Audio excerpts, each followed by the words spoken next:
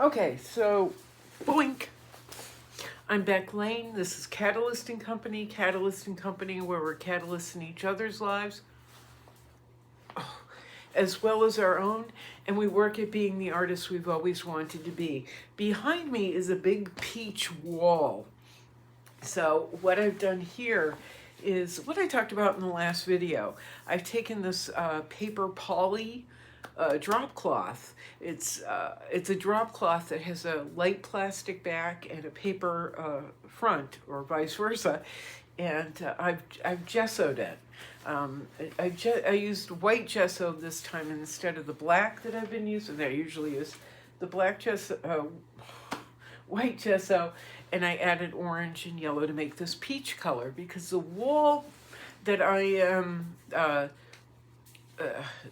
the wall that I'm thinking about, or the mural that you've seen, me work on, or the idea that I've been working on for a mural, something or other. Anyway, where this mural is proposed to be is that color. It's a little bit dirtier because it's outside and it's near a high traffic. It is on a high traffic area, but this is an approximation. If we actually get the mural, which the company is dragging their feet on,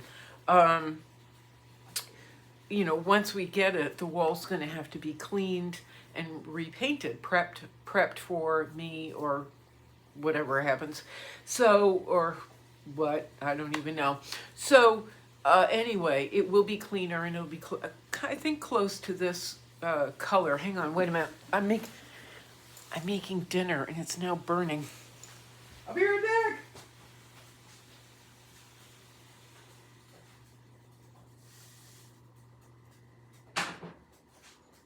Okay, so that's what's going on there. It's kind of a weird color for me to work on, but I also want to get ready. So if the company, I hate corporations. If it actually happens, which the woman in charge of this project is really trying to help move along, push along. If it happens, I will have worked on a surface with a color that's close enough.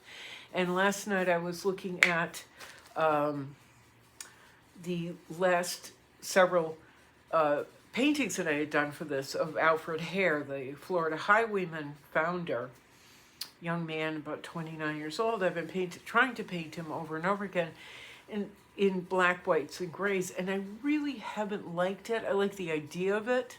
The execution hasn't been great. It just hasn't been everything that I wanted it to be. Part of the problem is the surface. The paper that's on the plastic, on the poly, is kind of rough.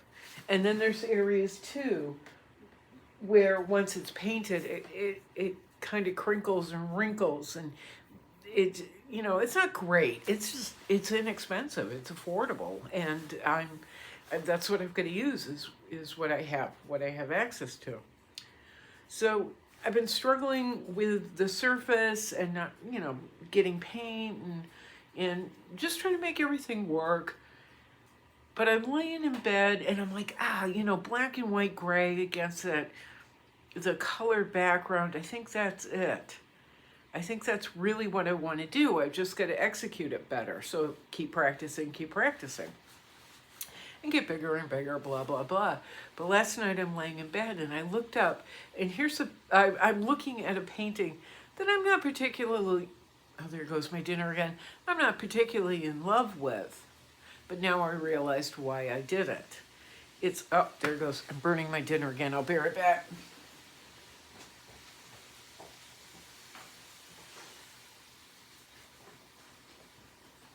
Or maybe not why I did it, but why, boink, I didn't paint over it and use the canvas for something else. Besides the fact that annoys me and I don't like doing it. I've just kept it. And I'm looking at the two figures, and the faces are more blue and teal, like I usually use, but blue and teal against these really bright colors, and it bends them, which is something I really have fun with in my paintings, is getting effects out of paint and color so that they kind of bend. And sometimes they pop, but not in the most obvious possible way. You know how people talk about, oh, that pops. I find it kind of annoying. Can you try and dig a little deeper, be a little bit more clever? And now I'm patting myself on the back for being clever. So hoity-toity and snotty. But these really dull faces and figures against this kind of obnoxiously bright background got my attention. And I went, oh, that's what I want to do. So I got up this morning and set up the next practice sheet in this peach. So I'm looking forward to it. I'm not saying I won't use black and gray, but I think I'm going to lean towards a really faint blue as well. A nice dry, faint blue and teal effect with the black, white, and gray, instead of being just like, I'm only painting with these three options. I think I'm going to explore this added option and like clean his face up instead of so many harsh lines, which I like. I really do. And I think it would be interesting and different to see it, 10 feet, 12 feet large. I want to try out this other aspect and against the color that the mural would be on and see what happens. So there was something going on that I really wanted to explain to people or talk to people about. I've been an absolute nervous wreck since October. Really stressed out, enough for the usual, I don't have any money and nothing's going on stuff, but because, it was something I couldn't talk about. I couldn't mention or talk about, except in very vague terms, and if at all. But I think it's ended at least temporarily as of last night. Well, first of all, sometime in October, or was it September? I started working with this guy. He's never going to see this. He doesn't care. And I've just completely ghosted him on every level. So he's not doing what he was doing anymore. But I befriended kind of and was working with this guy who became extremely controlling. I mean, obnoxiously, ridiculously, horribly controlling. I had thought we could be friends, but it became impossible to even talk with him about anything, because he's one of those people that knows everything about everything. And even though we both knew that he needed me more than I needed him, he treated me like, I can replace you in a minute. While begging me to do,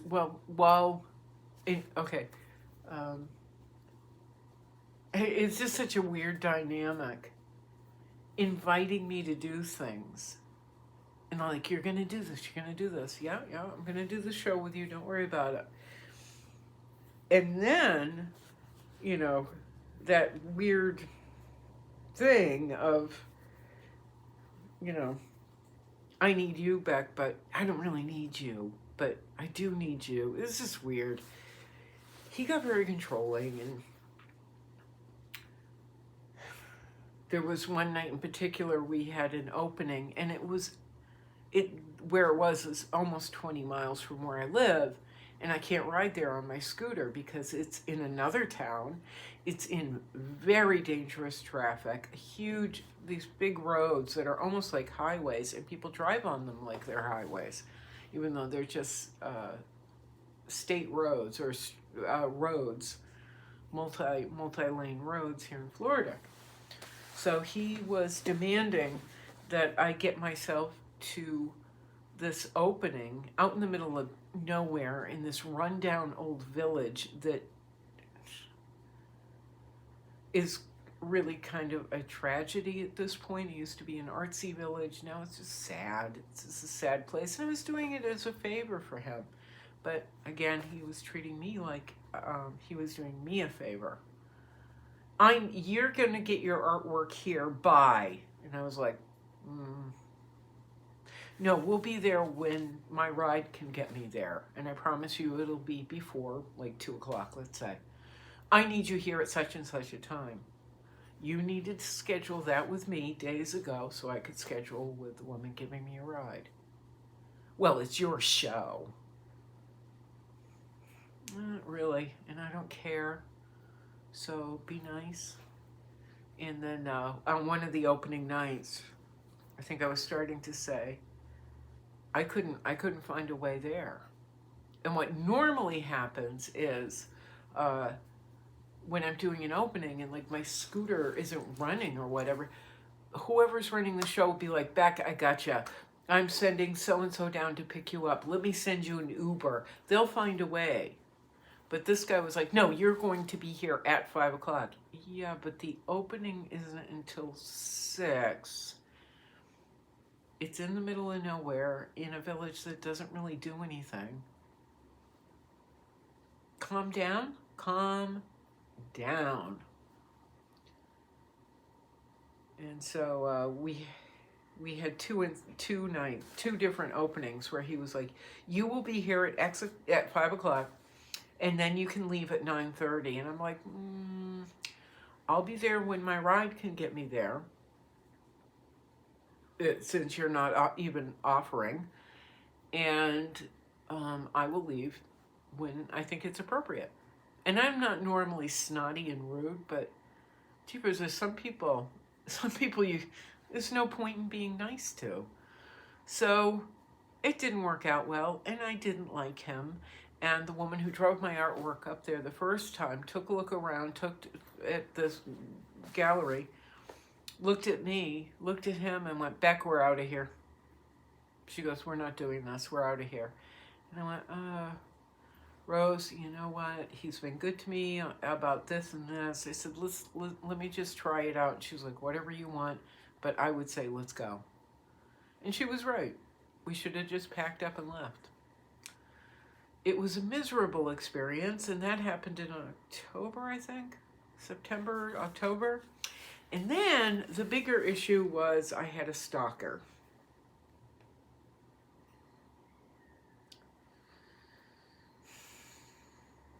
I've had stalkers before. I've had multiple stalkers. Usually they're online and live in other cities. And I just end up playing whack-a-mole with them. At first I try and be nice and kind and patient and being like, nah, they got problems, so well, it'll be okay. This woman lives in town and was showing up at things all the time. And she's not going to see this either. And right now I think she's hospitalized right now as of last night, so I don't have to worry.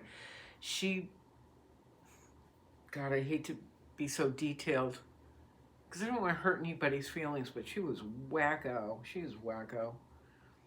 So anyway, she got obsessed with my Frida Kahlo portfolio. Absolutely, completely, and totally obsessed. And with me. And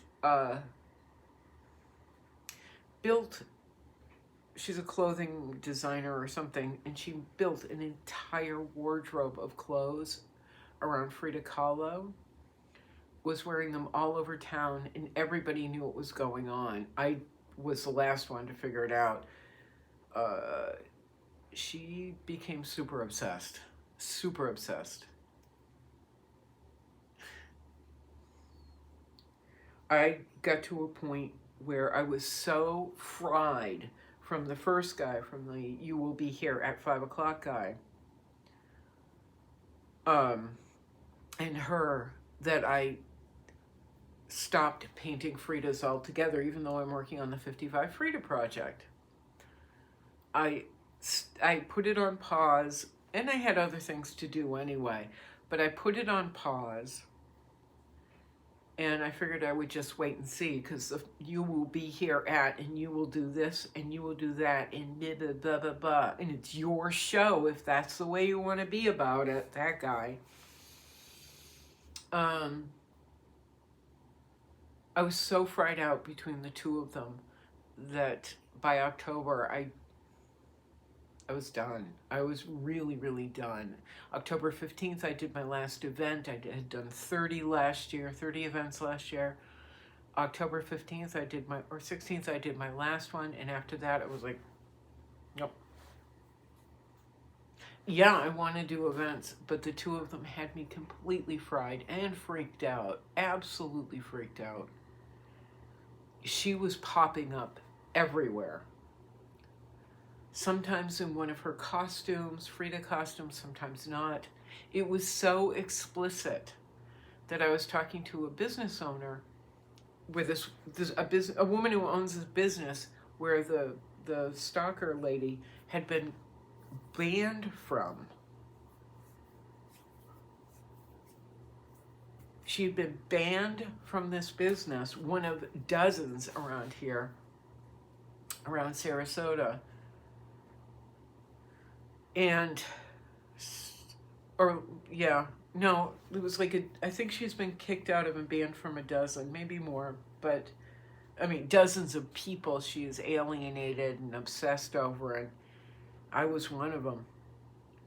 So she showed up at an event I didn't put online, specifically so she wouldn't know about it. I didn't promote it, I didn't tell anybody. She was there. Even before the event started, she was there, sitting right in front of me.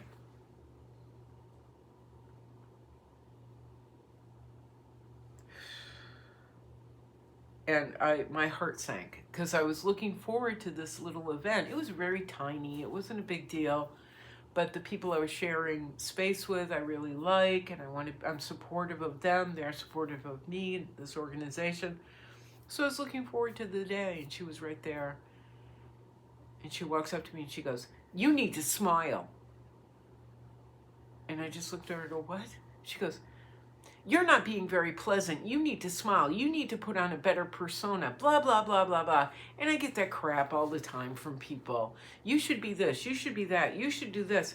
But normally I can either brush it off or get it to back off, sometimes with just patience and not reacting. But this woman was so aggressive at this point. I looked at her and I did something uncharacteristic for me. I sincerely was exhausted. But then to see her there just took all the wind out of my sails. And I held up my hand and I said, "I am so tired right now. I am shaking. I need to focus on setting up."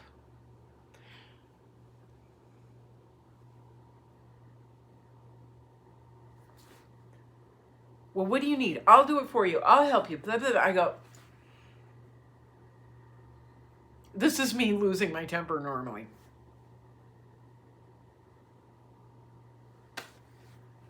I am waiting for the people in charge to tell me where they want me to set up so I can set up. I am really tired. I am burnt out. And so she went and sat down and just kind of sat there staring at me and waiting to see what drama she could drum up. And that was one of the last interactions. No, actually, yeah, maybe it was. We had one night where I thought it would be a good idea for us to hang out.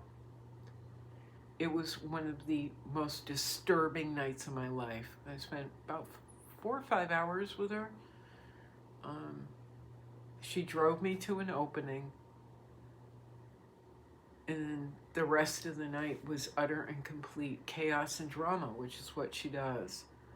So again, I can talk a little bit about this because she's been hospitalized, thank God. She spent all of the last 5 days making 20, 30 videos and posting them on Facebook about how, you know, literally everybody has wronged her, and that we need to repent. We all need to repent on her Facebook page and admit what we had done to her.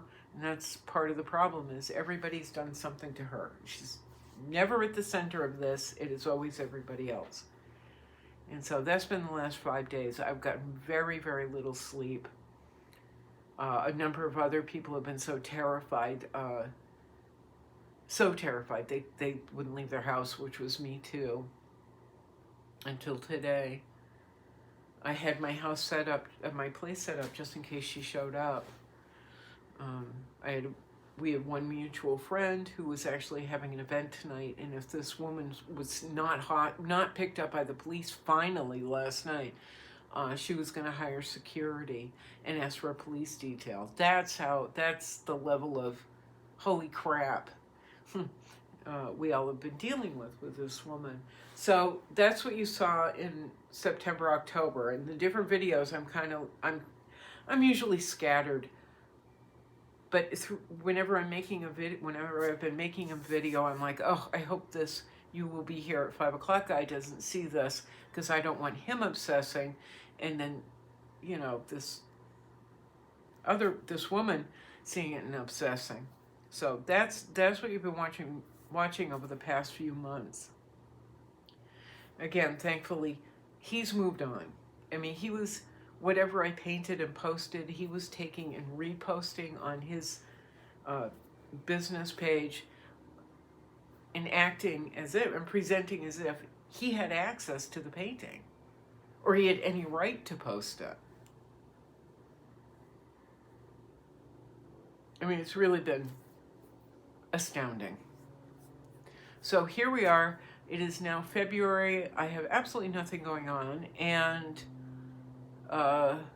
we're just practicing murals. That's it. So that's what's been going on, and that's been 22 minutes. I can almost guarantee that wasn't boring, because how many people have stalkers? I'm not exactly Brad Pitt. What is wrong with people? But I'm gonna go eat some dinner. I'm probably gonna crawl into bed, because I can finally relax a little bit. But I did want to update you on what's going on. It's been, the last 5 days have been particularly stressful. She was posting 20 to 30 videos, some of them live feeds, most of them live feeds, posting them on Facebook, on TikTok, on Instagram. There was one point, and I was checking, I logged everything. I wanted to know what this woman was doing, where she was. I was trying to figure out who to contact to get her put away finally, to get her some help. So I turned into Rain Man. I turned into the obsessive one and logged everything she was doing. Videos she put up, videos she took down, what time they were posted. I'm watching the police log, the whole bit. But it's kind of over with for now. We'll see what she does. But hopefully I'll be a little bit more relaxed. I'll be able to do more Frida Kahlos. But tonight I'm just going to eat something and I'm going to bed. And outside of the obsessive thingy, good people, I was told last night, I was at the Sarasota school board meeting where I actually spoke, and I ended up kind of yelling and spitting a lot. I got to say to Betsy Ziegler, one of the co-founders of Moms for Liberty, you know, we watch month after month, we watch people get up and tell you to go home. Nobody wants you here. But it's not sinking in for some reason. So let me tell you, instead, what you inspire, Betsy. Let me tell you what you inspire. And I kind of went off, because I didn't plan much of it out. I was spitting. You can see the video on another YouTube channel, but it's kind of funny. And I'm a little proud of myself. So I got to do that last night. It was very exciting. But I did get news too that the Nightline episode that was filmed here for Sea Alliance with my little chalkboard mural in the background. It's coming out soon. They're going to make some big announcement. Xander told me last night he will let me know. And I guess there's something special going on around it, besides a watch party with pizza, which I'm going to. And kids, it's awesome. There's something else going on with it. He won't tell me what, but as soon as I know, you'll know. That's probably why he's not telling me. Anyway, that's it. Okay, Carrie, it's been 25 minutes and 23 seconds. Let's go. I'm going to go eat my dinner, which even though I took off the stove, it's still cooking and burning. I'm going to go eat. I'm going to go find a movie and breathe. All right, Carrie. Wish you the best. Wish you the best. I'll talk to you soon. All right, ready? Cheer, cheer, meow, meow, meow, boink.